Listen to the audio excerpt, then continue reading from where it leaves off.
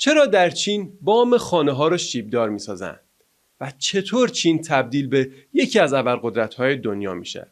تو این سری ویدیوها قراره درباره تاریخ، فلسفه، جامعه، فرهنگ و معماری چین صحبت کنیم. نی هاو، ووشی حمید. امیدوارم درست گفته باشم و فحش نداده باشم. سلام، من حمید هستم و اینجا کانال یوتیوب دروازه تاریخه.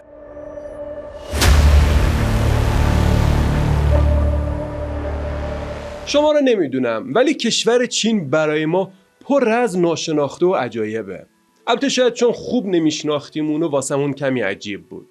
اگه بخوام چین رو با هند مقایسه کنم، ما معمولاً چون به هند نزدیکتریم و یه جورایی از لحاظ فرهنگی و ژنتیکی اشتراکات زیادی رو با هند داریم، معمولاً اکثرمون اطلاعات بیشتری هم از اون داریم.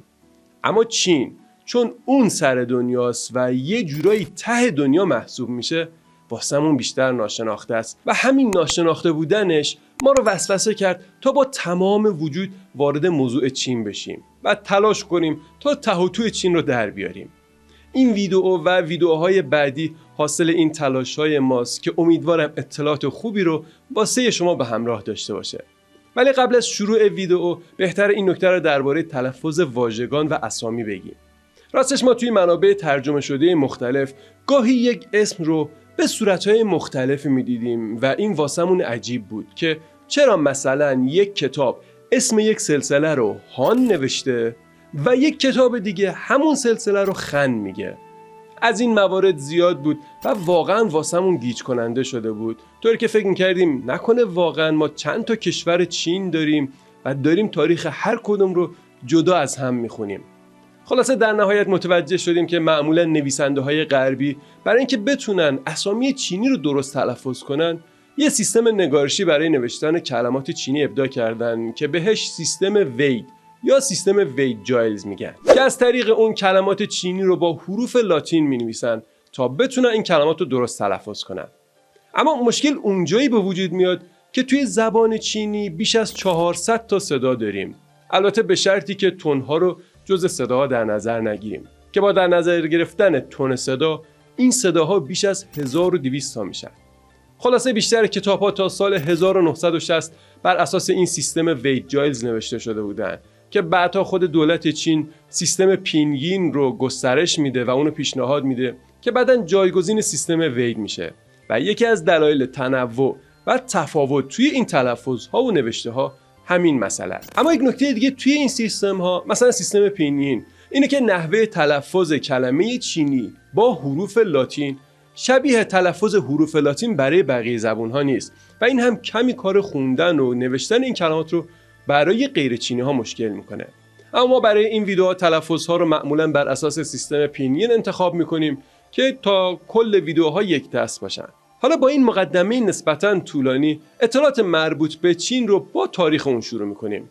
گرچه واقعا نمیشه تاریخ و فلسفه و فرهنگ رو از هم جدا کرد، ولی برای فهم بهتر مطالب تلاش میکنیم تا فعلا روی مطالب تاریخی تمرکز داشته باشیم تا بعداً کم کم بقیه مباحث رو هم به داستان اضافه کنیم.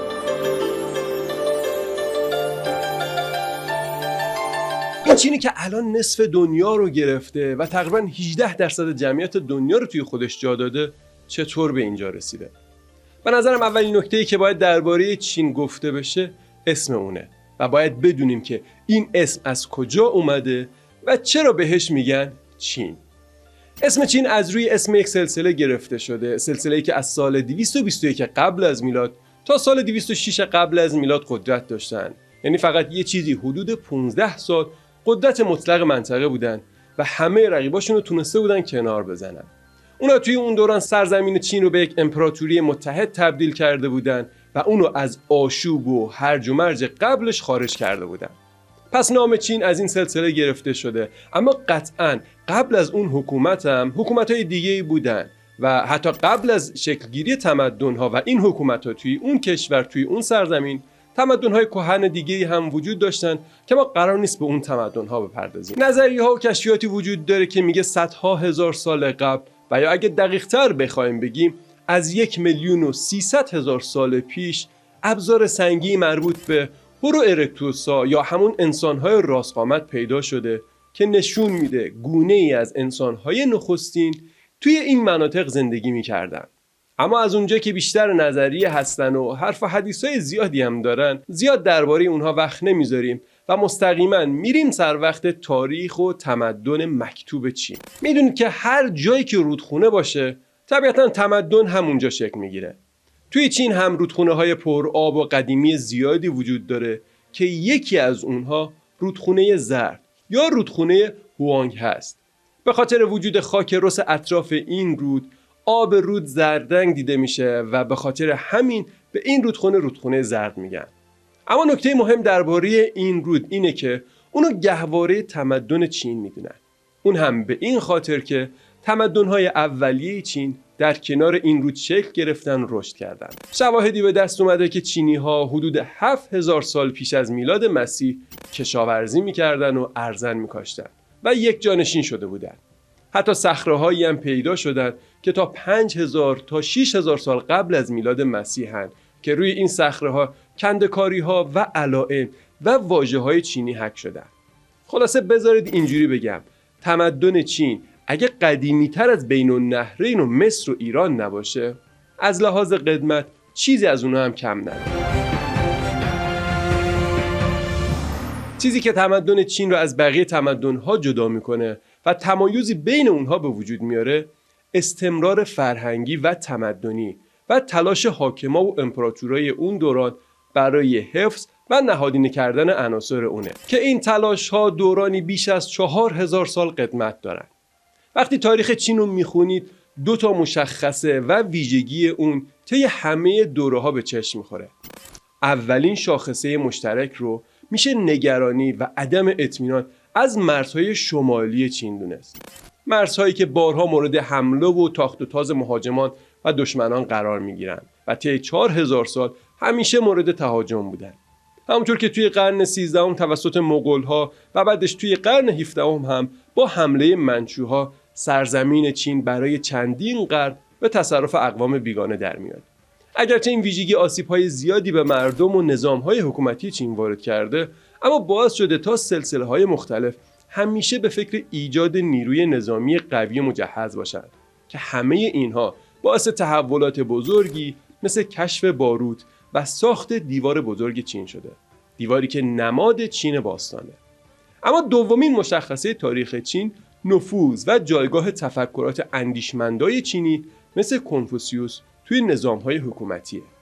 تأثیر این اندیشه‌ها اونقدری بوده که حقوق و وظایف دولت و مردم بر اساس این تفکرات تعریف میشن. خب نتیجه این 2 مشخصه تاریخ کهن چین هم که کاملا واضحه. برای دفع خطر هجوم اقوام بیگانه دیوار دفاعی چین ساخته میشه و وجود قوانین و چارچوب‌های بومی در خصوص وظایف دولت و مردم توی سیستم‌های مختلف باعث شد تا طی هزاران سال امپراتوری چین همیشه نگاه به درون رو دستور کار خودشون بدونن و احساس بی‌نیازی از تمام جهان خارج داشته باشن. این احساس بی‌نیازی از جهان خارج باعث شکلگیری هویت چینی شده. حالا در نتیجه این تفکرات چینی‌ها در طول تاریخ یک حس برتری نسبت به بقیه اقوام توی خودشون داشتن. البته اینکه توی اون دوران، یعنی توی دوران کهن، اطراف چین تمدن‌های قدرتمندی وجود نداشت و تک و تنها اون سر دنیا بدون رقیب بودن هم این حس برتر بودن رو برای اونا تقویت میکنه. همین احساس و نگرش چینی‌ها باعث میشه تا توی قرن 18 حاکمای چینی درک درستی از واقعیت‌های جهان اطرافشون نداشته باشن که این مسئله باعث میشه تا غربی‌هایی که به چین راه پیدا کرده بودن بتونن سالها این کشور رو تحت استثمار خودشون قرار بدن. خلاصه اینکه چینی‌ها خودشون رو مرکز دنیا میدونستن تا اینکه تو قرن 18 و 19 کم کم با دنیای غرب برخوردهایی رو پیدا میکنن. این نکته رو بهتر همینجا بگم که احساس برتری و بی‌نیازی چین‌ها نسبت به جهان خارج اونقدری زیاد بود که وقتی با غرب مواجه شدن و از لحاظ فناوری و قدرت توپخانه و نیروهای دریایی و زمینی برتری اونا رو حس کردن، هویت چینی رو تحقیر شده میبینن و همین مسئله چین رو وارد مرحله جدیدی از تاریخ خودشون میکنه. تا اینجا کلیات تاریخ چین رو به طور خلاصه گفتیم. اگه تا این بخش رو دوست داشتید میتونید با نظرها و لایکاتون به همون انرژی بدید.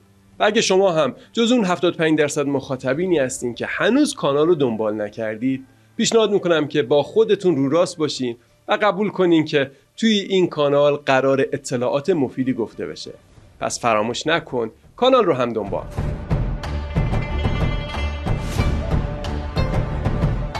توی چین باستان هر کسی که قوی تر بود رهبر میشد. طایفه‌های قدرتمند همیشه با هم بر سر قدرت می جنگیدن و طایفه‌های شکست خورده به دولت‌های زیردستی تبدیل می شدن که با پرداخت خراج و تأمین سرباز و کارگر از طایفه پیروز پشتیبانی می کردن. توی چین باستان همیشه با طایفه‌هایی که شورش می کردن هم به شدت برخورد می شد که این قوانین تا حدودی در بین همه تمدن‌ها و حکومت‌های دنیای باستان مشترک بوده. طایفه‌های پیروز غالباً دودمان یا سلسله‌هایی رو پایه‌ریزی می‌کردند که توی این حکومت‌ها معمولاً فرمانروایی به طور موروثی از پدر به پسر یا به یکی از اعضای همون خاندان و دودمان می‌رسید. با اینکه این دودمان فرمانروا قدرت برتر بود، اما دولت‌های زیردست تا وقتی که فرمانبردار بودن اجازه داشتن تا هویت خودشون رو نگه دارن و بر بخش‌هایی از سرزمین هم حکومت کنن. در نتیجه این قوانین نانوشته معمولاً چین در طول تاریخ مجموعی از دولت‌های نیمه مستقل بوده که یک دودمان مقتدر بر اونها تسلط داشته و هر چند 10 سال و گاهی هم هر چند 100 سال جای خودش رو به یک سلسله قدرتمندتر میده.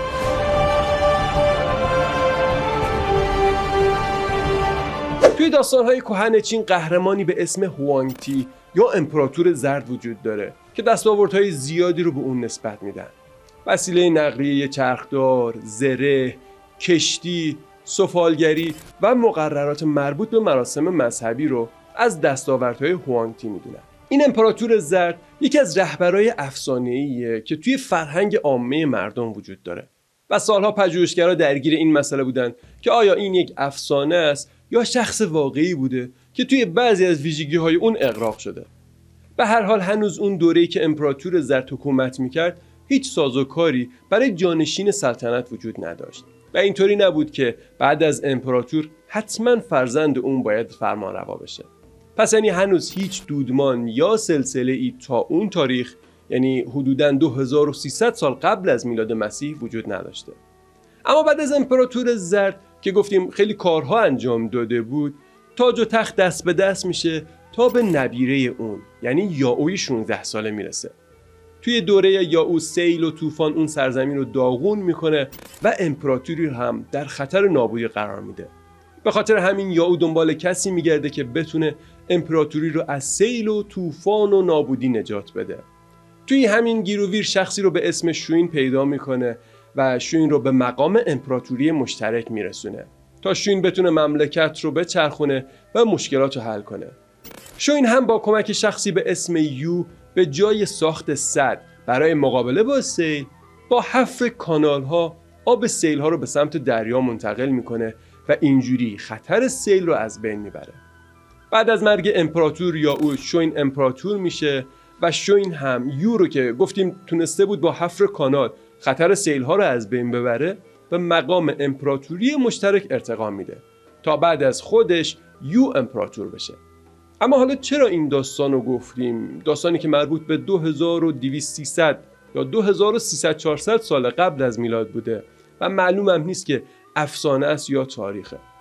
نکته مهم این داستان اینه که اگه دقت کرده باشین تا اینجا هر امپراتور جانشین خودش رو بر اساس کارایی اون شخص انتخاب میکرد و اصلا نیاز نبود که جانشینش از خاندان خودش باشه.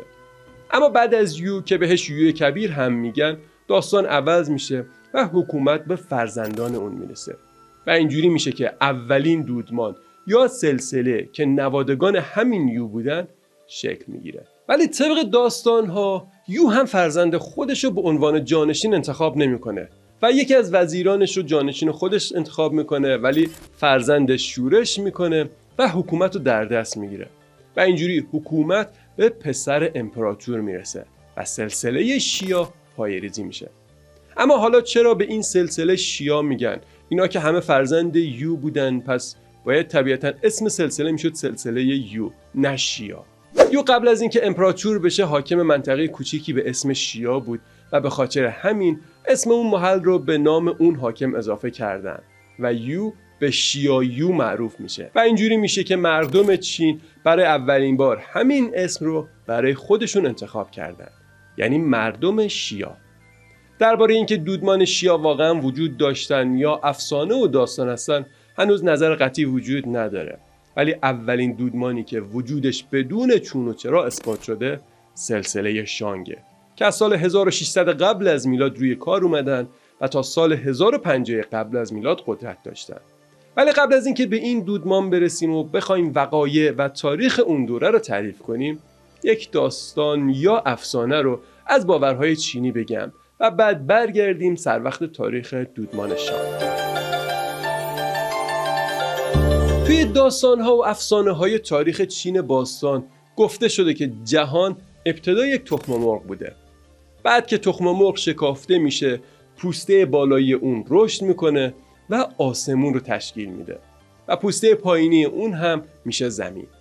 از بین این تخم مرغ مردی به اسم پانگو یا پانگو به بیرون قدم میذاره که 18,000 سال زندگی میکنه و با کمک یک اژدها، یک ققنوس، یک اسب تکشاخ و یک لاک‌پشت به سختی کار میکنه و به زمین شکل میده و دره‌ها و کوه‌ها رو میسازه.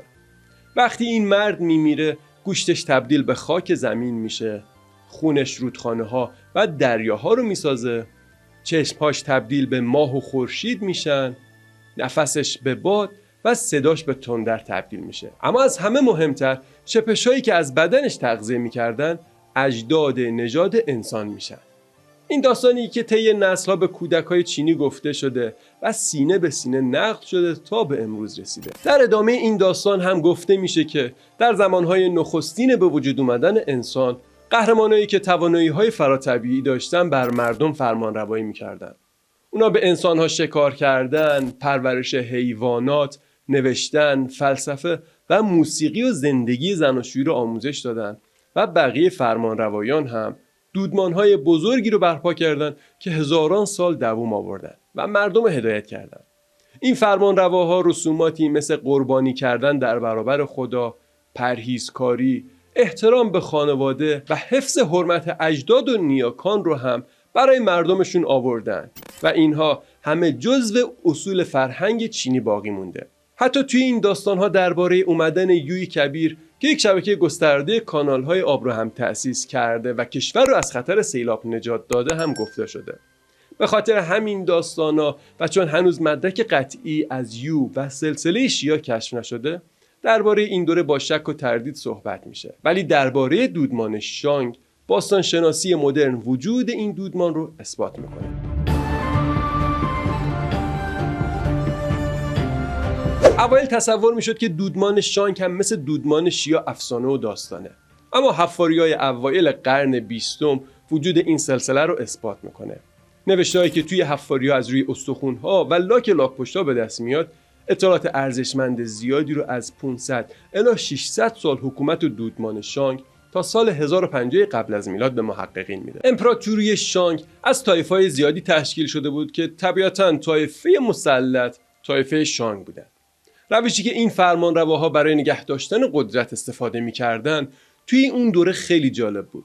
اونا گاهی برادرای جوانتر شاه یا برادرزاده‌های شاه رو تو قلمروهای کم جمعیت و وسیع میفرستادن تا بین بقیه طایفه‌ها و دولت‌ها قرار بگیرن و زندگی کنن و یک دولت کوچیکی رو بسازن. این دولت کوچیک در بین بقیه زندگی عادی خودشونو داشتن و هر وقت نیاز میشد از شاه و قلمروی اون حمایت میکردن. با این روش این سلسله بیش از 500 سال عمر میکنه و تقریباً 30 پادشاه توی این دوران سلطنت میکنن که نام اونها و تاریخ حکومتشون روی استخوان‌های کشف شده وجود داره. این نام‌ها تقریباً مشابه فهرستیه که تاریخ‌نگار چینی به اسم سوما چین در قرن اول پیش از میلاد نوشته. ولی به جز این روش حکومت، نکته دیگه‌ای که در سرپا نگه داشتن این امپراتوری خیلی کمک کرد، ریخته‌گری برنز بود. توی این دوره ساخت اشیای برنزی و مخصوصاً سلاح‌ها برتری قاطعی رو برای این شاه‌ها به همراه داشت. البته اینو اضافه کنم که قبل از این دوره هم استفاده از برنز وجود داشته، ولی توی این دوره بوده و توسط پادشاهی شانگ بوده که به تکامل میرسه. این سلاح‌های برنزی که درباره‌شون گفتیم اونقدر اهمیت داشتن که حتی از ترس به همه سربازهای رده پایین هم این سلاح‌ها رو نمیدادن و اسلحه و زره برنزی فقط برای رده‌های بالا استفاده میشد. توی جنگ‌های اون دوره چند تا سلاح برنزی توی دست یک واحد کوچیک آموزش دیده برای از بین بردن دشمنایی که از این سلاح‌ها نداشتن کافی بود. تازه علاوه بر اون زیاد هم مهم نبود که چقدر از سربازهای پادشاه کشته میشن، چون جمعیت زیاد بود و شاه همیشه میدونست که عده جدیدی از سرباز رو میتونه به خدمت بگیره و عملاً شاه به یک منبع بیشمار از سرباز متصل بود. اقتصاد شانگ عمدتاً بر پایه کشاورزی بود و نسبت به دوره‌های قبلی پیشرفت چندانی نداشت. اما نکته عجیب اینه که این دودمان با همین اقتصاد مبتنی بر کشاورزی مدت طولانی رو دوام میاره. به جز این نکته مسئله دیگه هم وجود داره که کمک میکرد تا این حکومت مدت زمان طولانی رو دوام بیاره. اونم این مسئله است که نیروی کار عظیمی شامل هزاران کارگر و برده توی رده‌های پایین اجتماع وجود داشتن که کارهای عمرانی این سلسله رو انجام میدادن. این خدمتکارا و برده ها اونقدر زیاد بودن که حتی وقتی پادشاهی میمرد به جز لوازم سلطنتی خدمتکارا و برده ها و گاهی هم نزدیکانشون رو هم با اونها دفن میکردن. این قضیه دفن لوازم و خدمتکارای همراه شاه هم توی اون دوره به خاطر این بود که اونا عقیده داشتن پادشاه ها از طرف خدا فرستاده شدن و بعد از مرگ هم وارد یک جهان روحانی دیگه میشن که شبیه زندگی توی همین جهان واقعیه. پس توی اون جهان هم باید کسایی باشن که به شاه کمک کنن تا شاه بتونه کاراش انجام بده. این نکته که پادشاهان از طرف خدا فرستاده شدن به فرمان روایی اونها مشروعیت میداد و شاه‌ها هم همیشه سعی میکردن تا این مشروعیت رو حفظ کنن. حالا این مشروعیت چجوری برای شاه‌ها به وجود می اومد؟ گفتیم وقتی یک پادشاه میمیره وارد دنیای دیگه میشه که از اون دنیا میتونه روی این جهان هم تأثیر بذاره. یعنی پادشاه مرده بهترین کسی که از اون دنیا میتونه با خدا ارتباط بگیره و نتایج این ارتباط با خدا رو به این دنیا منتقل کنه. خب حالا توی این دنیا بهترین کسی که میتونست با شاه مرده ارتباط بگیره کی بود؟ آفرین، فرزند شاه. پس همیشه نیاز بود که فرزندای شاه توی این دنیا فرمانروا باشن تا بتونن با نیاکانشون ارتباط بگیرن و مردم رو درست هدایت کنن. اگه توی فیلم‌ها و سریال‌های چینی هم دقت کرده باشین وقتی کسی توی یه خانواده میمیره همیشه واسش یادبود و بزرگداشت و مراسم برگزار میکردن تا اون فراموش نشه و اون ارتباط با خانواده از بین نره. این تفکرات و مراسم یادبود از همین باورها و آیین‌های قدیمی و کهن چین اومد. بالاخره جنگ‌های زیاد و شورش‌های داخلی و طبق معمول دلیل پایان تمام حکومت‌ها یعنی ظلم شاهان و درباریان و ولخرجی دربار باعث میشه تا وو وانگ مؤسس دودمان جو یا شو یا جو هم بهش میگن کار دودمان شانگ رو تموم کنه و سلسله جو رو پایه‌ریزی کنه. اما دقت کنید توی این دوران یعنی تقریباً 1000 سال قبل از میلاد هنوز مادها توی ایران قدرت نگرفته بودن و توی مناطق و دوره‌های مختلفی آشوری‌ها، ایلامی‌ها، سومری‌ها و بابلی‌ها قدرت داشتن تا تقریباً 400 سال بعد که تازه نوبت به مادها میرسه.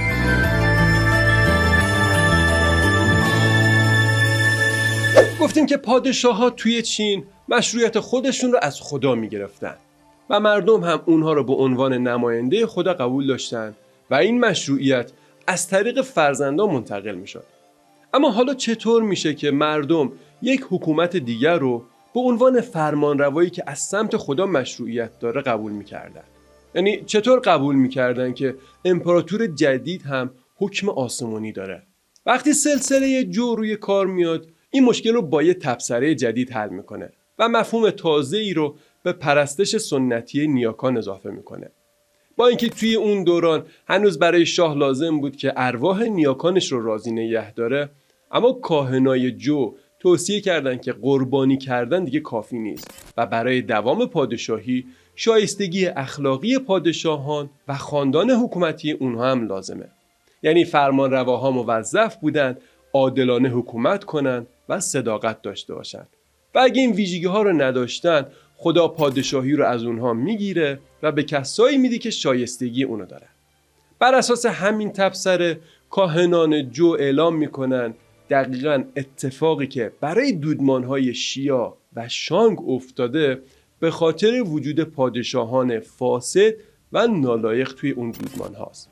پس به خاطر همین حکم آسمانی یا همون مشروعیت پادشاهی از اونا گرفته میشه و به دودمان جو اهدا میشه و از این دوران به بعد این طرز فکر که حکومتگرا و فرمانرواها باید به اخلاق پایبند باشن به یک اصل مهم توی تفکر چینی تبدیل میشه. دودمان جو طولانی ترین حکومت رو در تاریخ چین دارن.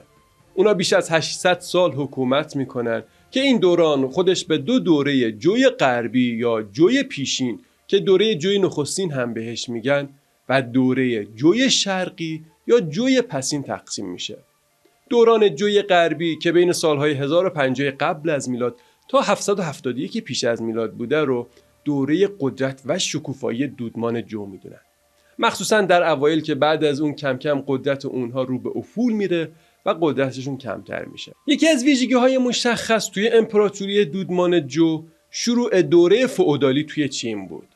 این نظام فئودالی اولیه پیشرفته تر از سیستم قبیله‌ای بود که این سیستم با گذشت زمان باعث پیشرفت ساختارهای اجتماعی میشه و سیستم دولت شهری رو به وجود میاره. دولت شهرهای مستقلی که تحت نظر دولت مرکزی عمل میکردن. بعد از مدتی گسترش این سیستم دولت شهری باعث میشه تا بین اینها رقابتی به وجود بیاد و این رقابت‌ها باعث پیشرفت این دولت شهرها میشه. هر کدوم از اون دولت شهرها برای پیشرفت سریعتر به صنعت بیشتر توجه میکردن و علاوه بر صنعت نهادهای سیاسی، اقتصادی و سیستم جمع‌آوری مالیات‌ها هم توی این دوران رشد زیادی میکنن تا سال 771 قبل از میلاد که نقطه عطفی توی تاریخ سلسله جو محسوب میشه. توی این سالها هرچقدر اربابان قلمروهای فئودالی ثروتمندتر و مستقلتر میشدن به وظیفه خودشون نسبت به طایفه سلطنتی کمتر توجه میکردن و دولت مرکزی هم نمیتونست قدرت خودش رو حفظ کنه. توی همین سال یعنی سال 771 قبل از میلاد قبایل کوچنشین با کمک امیرای ناراضی دست به شورش میزنن که در نهایت اون پایتخت یعنی شهر شیان سقوط میکنه و شاه یو به دست شورشیان کشته میشه. بعد از اون شورشیان که قصد نداشتن این دودمان رو کاملا نابود کنن پسر شاه یو رو به عنوان فرمانروایی دست نشانده بر تخت مینشونن و بعدش امیران شورشی برمیگردن به قلمروی خودشون و انگار نه انگار که اتفاقی افتاده. بعد از این اتفاقات پادشاه جدید از ترس جونش پایتخت رو به شرق یعنی به لویانگ منتقل میکنه و از این تاریخ به بعد هم خودش و هم جانشینانش قرنها به صورت یک مقام تشریفاتی بودن و تنها نقش مذهبی خودشون رو توی قلمروی کوچیک خودشون انجام میدادن. تاریخدانها این سال رو به عنوان آغاز دوره دودمان جوی شرقی یا پسین میدونن که خود این دوره هم خودش به 2 تا دوره تقسیم میشه. دوره اول که به دوره بهار و پاییز هم شهرت داره تا سال 476 قبل از میلاد ادامه داشته و توی این دوره سرزمین چین درگیر جنگ‌های داخلی میشه. در اوایل این دوره حدود 170 تا دولت کوچیک و بزرگ وجود داشت که هر کدوم تلاش میکردن تا سهم بیشتری رو از قدرت به دست بیارن. دولت‌های بزرگتر کوچیکترها و ضعیفترها رو قورت دادن و وقتی دولت‌های کوچیکتر از بین رفتن دولت‌های بزرگتر به جون هم افتادن. توی دوره بهار و پاییز جنگ‌ها مثل دوره‌های قبل بود و جنگ‌ها عملاً بر اساس یک سری قوانین سفت و سخت اما همراه با احترام و با مراسم باشکوهی انجام می‌شدن.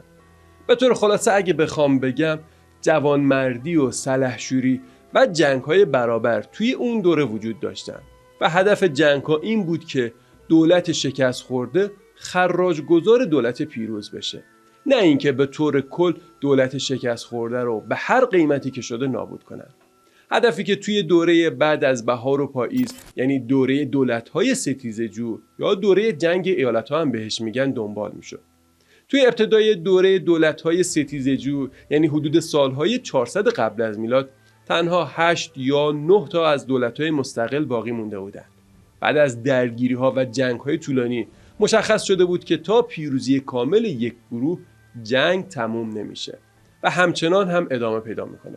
از ویژگی‌های این دوره این بود که جنگ‌های کوتاه و سلحشورانه جای خودشون رو به نبردهای طولانی و محاصره‌های بلند مدت شهرهای دشمن داده بود و هدف این جنگ‌ها هم تغییر کرده بود. قبلا هدف جنگ‌ها تصرف بخشی از قلمرو یا تمام قلمرو بود، یا هدف این بود که دولت مورد تهاجم رو مجبور کنن که از یک اتحاد خاصی پیروی کنه.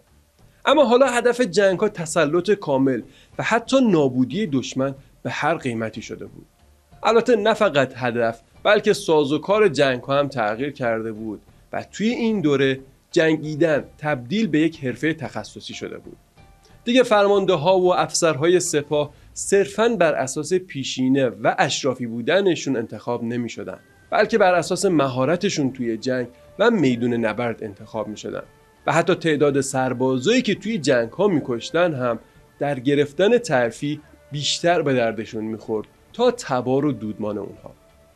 توی شگردهای جنگی این دوره دیگه رحم و مروتی وجود نداشت و کسایی که توی جنگ اسیر می‌شدن درجا کشته می‌شدن. خلاصه به خاطر این جنگ‌های خشونتبار و دگرگونی‌های اجتماعی وضع جامعه کاملاً آشفته بود و این وضع آشفته بهونه‌ای میشه تا روشنفکرا و متفکرای چینی بگردن تا یه راهی رو برای برگردوندن صلح پیدا کنن. این دوره رو به خاطر عقاید گوناگون و مکاتب فکری که مطرح شدن دوره 100 مکتب فکری هم میگن که شاید معروف ترین این مکتب ها که تأثیر عمیقی هم روی تفکر چینی و حاکمای چینی در طول تاریخ داشته فلسفه کنفوسیوس باشه. کنفوزی که غربی ها اونو کنفوسیوس میشناسن حدود 551 قبل از میلاد متولد میشه. فیلسوفی که با نظریاتش پیروان زیادی رو جذب خودش میکنه. تعریف کنفوسیوس از یک جامعه ایدئال و نظم سیاسی تحول بزرگی رو در تاریخ اندیشه چین به وجود میاره. اون معتقد بود که جامعه زمانی خوب عمل میکنه که هر کس وظیفه تعیین شده خودش رو به خوبی انجام بده. واقعا باید این جمله رو با طلا نوشت. اگه هر کسی سر جای خودش درست کار کنه، جامعه خود به خود اصلاح میشه و رو به پیشرفت میره. حالا فکر کنید کنفوسیوس این صحبت‌ها و آموزه‌های خودش رو 2500 سال قبل گفته و تا به امروز هم این صحبت‌ها هنوز موندن. بگذاریم. آموزه‌های کنفوسیوس اجتماعی بودن، نه مذهبی. اون هیچ وقت ادعا نکرد که از طرف خدا اومده یا اینکه فقط اونه که حقیقت رو میدونه.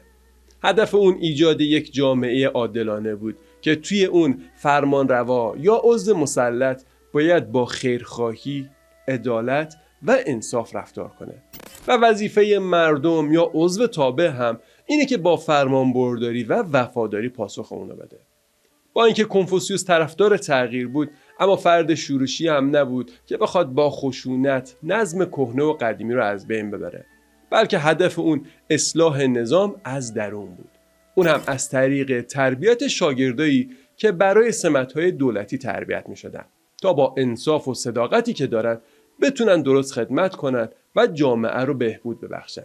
به جز مکتب کنفوسیوس، مکاتب دیگه‌ای هم توی اون دوران رشد کردن و محبوب شدن که فلسفه تائوئیسم یکی از اون جریان‌های فکری توی چین در زمان سلسله جو پسین بود. این جریان فکری به جای توجه به انسان، به طبیعت و ذات انسان توجه میکنه. توی اون دوران آموزگارهای تائوئیست به پیروانشون توصیه میکردن که خودشون رو تسلیم سیر عالم کنن و شعار اونها وو وی بود، یعنی هیچ کاری نکن.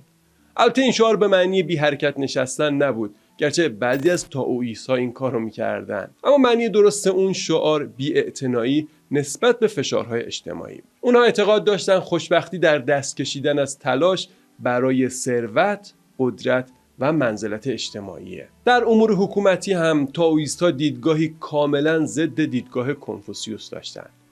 کنفوسیوس از مردم خوب و نیکسرشت میخواست که وارد کارهای حکومتی بشن تا اون حکومت رو بهترش کنن. اما تائوئیست‌ها اعتقاد داشتن که نباید وارد کارهای حکومتی شد و قانون طبیعی نظام عالم مهمتر از کارهای حکومتی و اقتدار انسانیه.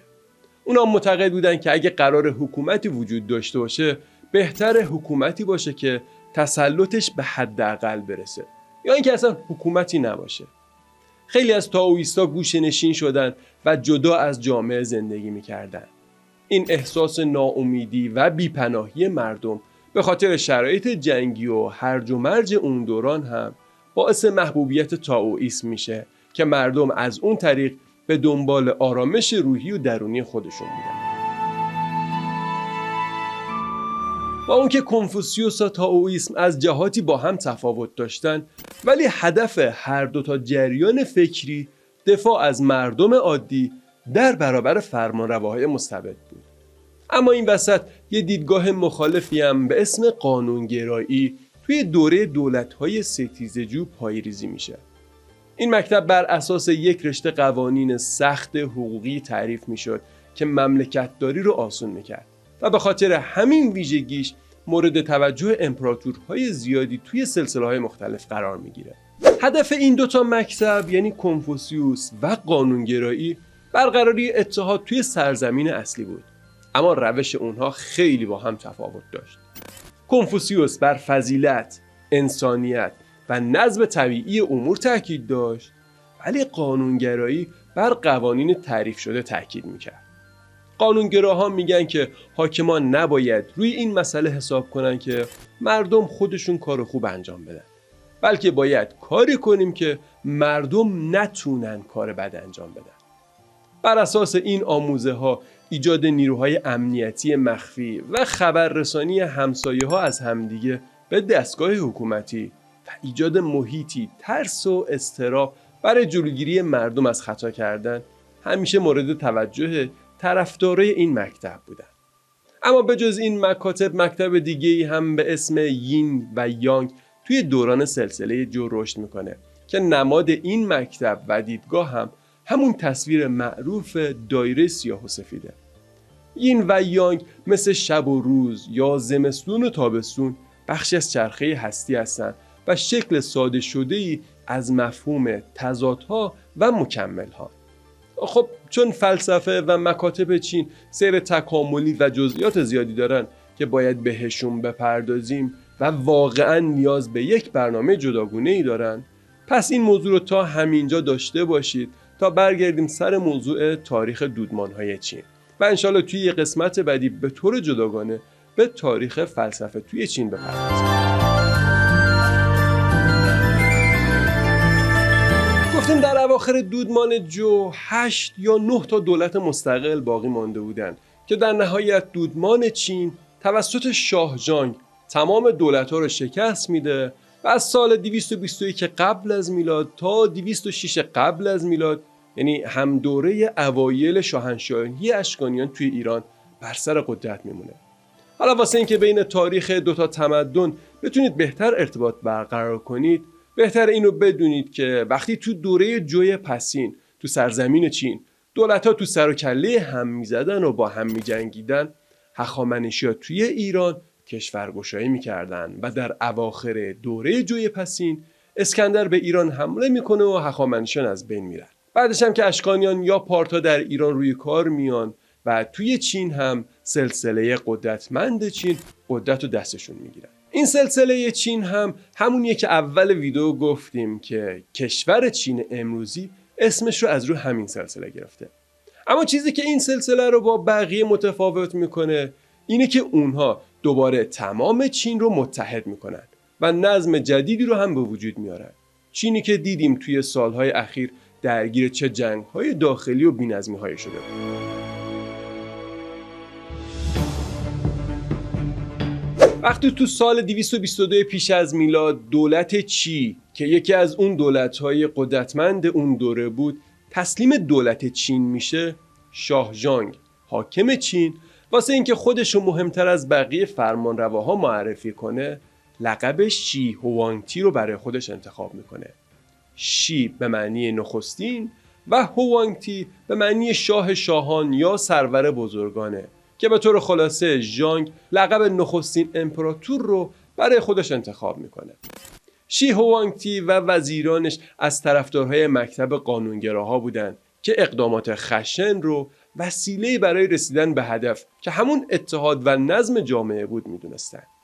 شی هوانگتی اصلاحات عمده‌ای رو در امپراتوری خودش انجام میده که اونها رو میتونیم توی 3 عبارت خلاصه کنیم: متمرکز سازی، اصلاح دستگاه اداری و یکسان سازی. اون اول از همه عناوین و زمین‌های خاندان‌ها و دولت‌های فتح شده رو ازشون میگیره و مجبورشون میکنه که نزدیک پایتخت زندگی کنن تا اگه خواستن شورشی انجام بدن سریع متوجه بشه و باهاشون مقابله کنه. یعنی همون سیاستی که میگه دشمنت رو نزدیک خودت نگه دار. بعدش مالکیت سلاح‌های شخصی رو غیرقانونی اعلام میکنه و فرمان تحویل عمومی سلاح‌ها رو صادر میکنه تا همه سلاح‌ها از بین مردم جمع بشن. بعد هم سپاهیان دولت‌های قبلی رو در نیروی رزمی سراسری امپراتوری خودش ادغام میکنه. همراه با این متمرکز سازی ها شی هوانگتی دستگاه اداری خودش رو هم اصلاح میکنه و تمام کارهای امپراتوری رو بر اساس قوانین و مقررات تعریف میکنه و برای اون کارها شغلهایی رو هم میسازه.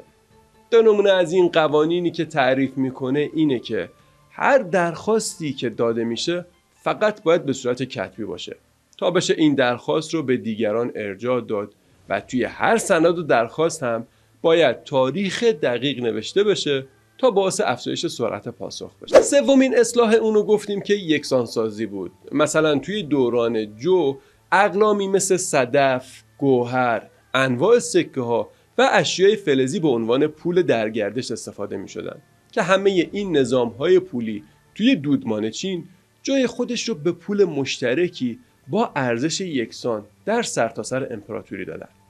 سکه‌های فلزی گرد که سوراخی در وسطشون داشتن تا بشه نخی رو از بین اون رد کنن. با این نظام پولی هم تجارت راحت‌تر بود و هم مالیاتگیری آسان‌تر شده بود. اما بجز مسئله پولی، یکسانسازی در مورد مقیاس وزن‌ها و اندازه‌ها هم انجام شد. ولی شاید مهمترین یکسانسازی رو بتونیم دستور یک نواخت کردن خط چینی بدونیم. دستوری که مقاومت‌های زیادی رو هم به همراه میاره.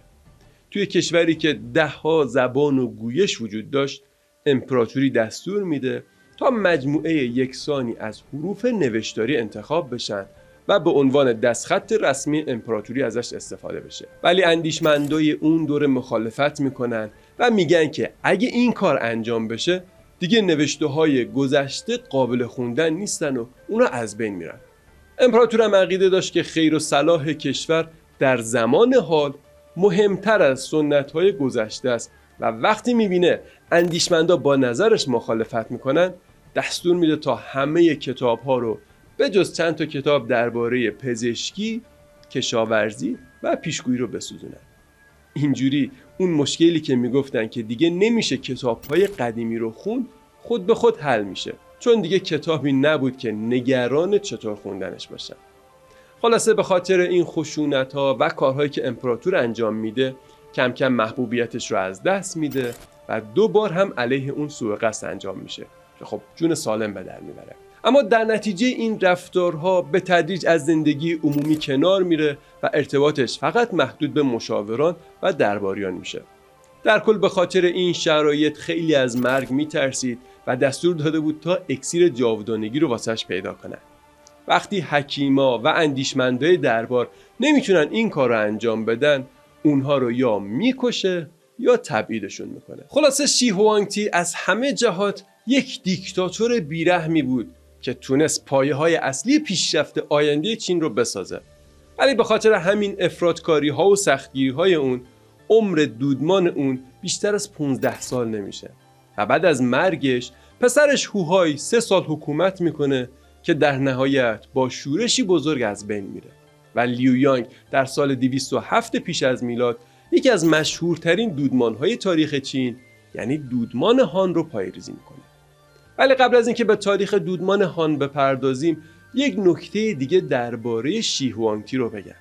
شی هوانگتی همون امپراتوریه که قبل از مرگش یک مقبره بسیار بزرگ برای خودش میسازه و حدود 7000 سرباز سفالی رو با خودش دفن میکنه تا توی دنیای دیگه کمک حالش باشن. کشف این مقبره یکی از بزرگترین کشفیات تاریخ چین باستانه که امروز گردشگرای زیادی رو هم به این منطقه میکشونه. این پیکرهای سفالی اینقدر شگفت انگیزن که در فهرست میراث جهانی یونسکو هم ثبت شدن. جالبه اندازه این مجسمه ها اندازه طبیعی انسانه.